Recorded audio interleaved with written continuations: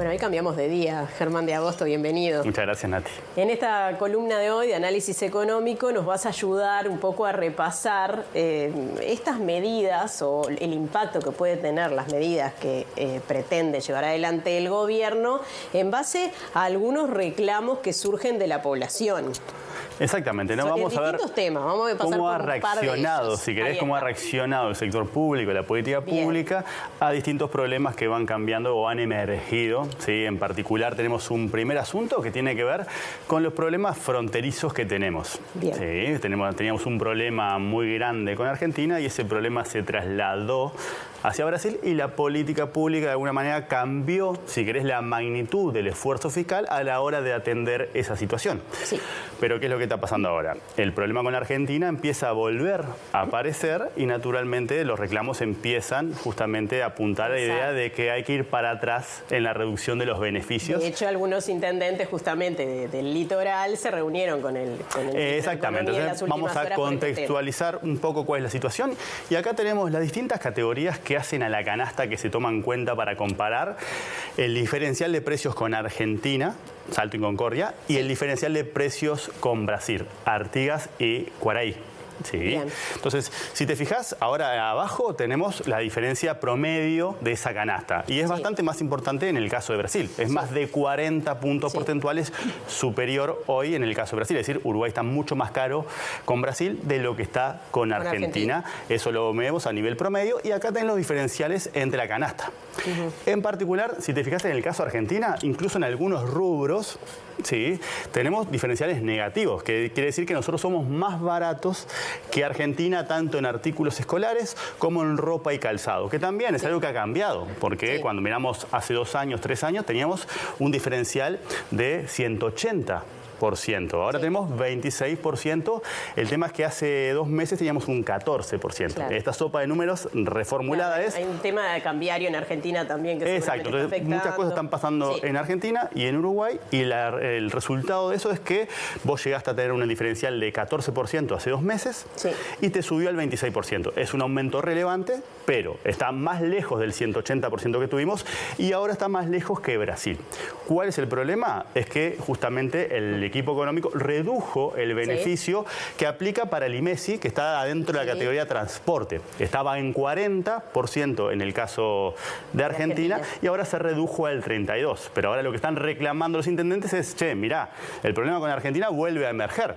Claro. Y esto es prueba de ello. Aumentó más de 10 puntos el diferencial. No tendríamos que rever...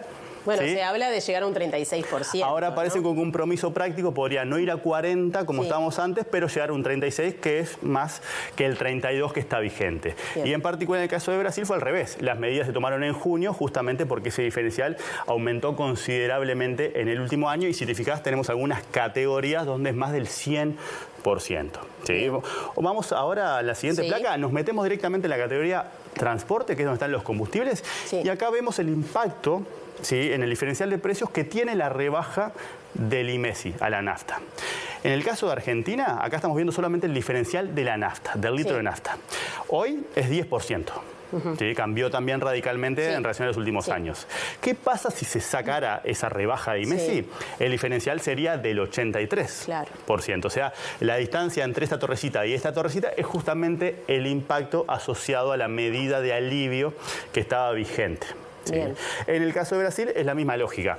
Hoy la diferencia en el litro de nafta es del 18% en las estaciones fronterizas y si se sacara ese descuento del IMESI saltaría al 56%. Entonces, lo que está pasando es que la política pública está calibrando la magnitud de ese esfuerzo fiscal en función de cómo van cambiando los diferenciales. ¿Cuál es el problema? Que los diferenciales cambian bastante porque tenemos vecinos muy inestables de un lado al otro. Entonces, la tensión es hoy, bueno, está bien, fuiste más generoso de la frontera con Brasil, pero mira, nosotros podemos tener este problema que se traduce, ahora vamos a la siguiente placa y vemos, en este lado tenemos las tasas de desempleo por departamentos.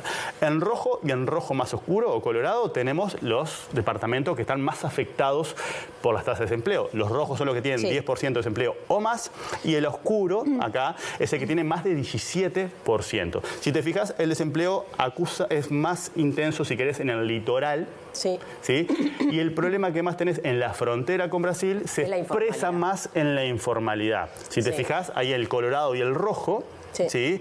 El rojo es para más de 30% de informalidad y el rojo oscuro es para más del 40%. En particular tenemos un caso de Cerro Largo donde es 49% de la informalidad. Es decir, 1 de cada 2 trabajadores está por fuera de la malla de protección social y por tanto no hace aportes. Claro. ¿Sí? Entonces, sobre eso también se piensan medidas, ¿verdad? De exacto. hecho, se llevó un paquete de medidas al Parlamento por parte del Tal cual. Parte de las medidas que no se están discutiendo ahora, porque se está discutiendo la del IMESI, porque es la que cambió, tiene que ver con los incentivos para formalizar el empleo, dado que de ese lado de la frontera, si te fijas, es más intenso el problema de la informalidad que por ahora los temas de actividad. Hay que pensar también que el litoral viene arrastrando varios años de ese efecto residual, ¿no? Por tanto, no queremos decir que en la frontera con Brasil, si esto continuara, nos pensaríamos a ver también tasas de actividad más bajas, tasas de empleo más bajas y por tanto tasas de desempleo más altas. Pero hoy por hoy tenemos esta expresión, más informalidad del lado con Brasil, mayor desempleo del lado con Argentina y esta tensión entre el equipo económico y los intendentes del litoral para decir, che, está bien, me la rebajaste, pero... Exacto. No estamos tan bien. Así es. Eso es un poco la primera respuesta de política pública ante el problema de los precios relativos en la frontera. Bien, esto se está analizando, obviamente está en movimiento permanente, pero veremos y habrá que analizar después qué porque la tendencia argentina viene siendo creciente. ¿Sí? Y ahora tenemos una cosa que nos mudamos de planeta, pero no tanto porque lo que sigue uniendo a estos dos mundos tiene que ver con el hecho de cómo reacciona el sector público a los distintos problemas. Entonces, si vamos a la siguiente placa, vamos a pasar al problema de la regulación, el control y la supervisión financiera, porque justamente el Banco Central del Uruguay tiene un anteproyecto de ley para modificar su carta orgánica. Es decir, ¿por qué motivo? Porque, bueno, como todos vimos en este último año, no contemplaba en el radio de la regulación un montón de cosas que debían de haber sido contempladas. Lo que más salta es conexión ganadera, ¿verdad? Por supuesto, ¿no? Si querés, fondos ganaderos, pero fondos ganaderos no es el único, pero el más emblemático, el más importante de todos. Y el que más gente y por más montos, naturalmente, y el que tiene también como las vetas más curiosas desde el punto de vista por el perfil público que tenía Carrasco, es justamente conexión ganadera. Pero naturalmente esto desnudó justamente los puntos ciegos que tenía la regulación.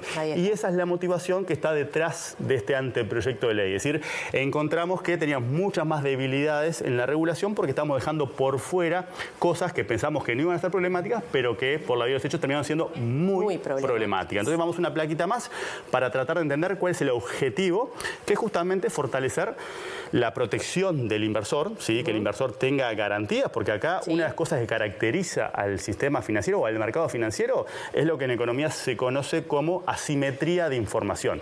Las instituciones financieras saben mucho más que nosotros y justamente eso es lo que, desde el punto de vista de la teoría, da lugar a la intervención del sector público, ¿no? La asimetría de información que caracteriza al mercado financiero. Entonces, parte de la intención que tiene esto es fortalecer la protección para los inversores para que no pase lo que vimos que pasó en cadena durante el último año y también empezar a canalizar mayor ahorro hacia la economía nacional. Es decir, generar un sistema de financiamiento que dé las garantías, que sea dinámico, transparente y seguro, para que los recursos, en lugar de ser invertidos afuera, puedan ser invertidos y destinados a proyectos productivos. Conexión ganadera tenía como un fin productivo, si querés, pero justamente estaba por fuera de la regulación. Ese es un tema también, la definición, digamos. Exacto. Entonces vamos a la plaquita que sigue.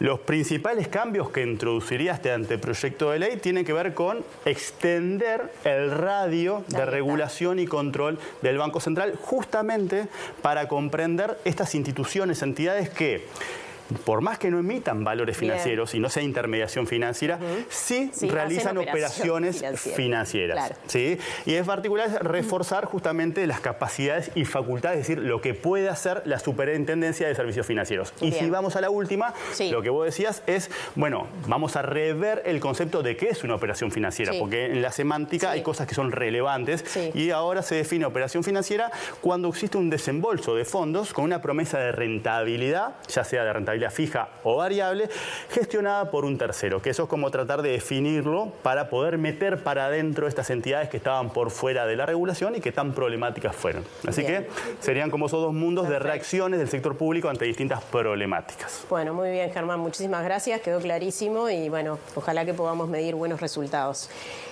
Hasta el martes ahora. Hasta el martes de la semana que viene y no se vayan porque vamos a una tanda, pero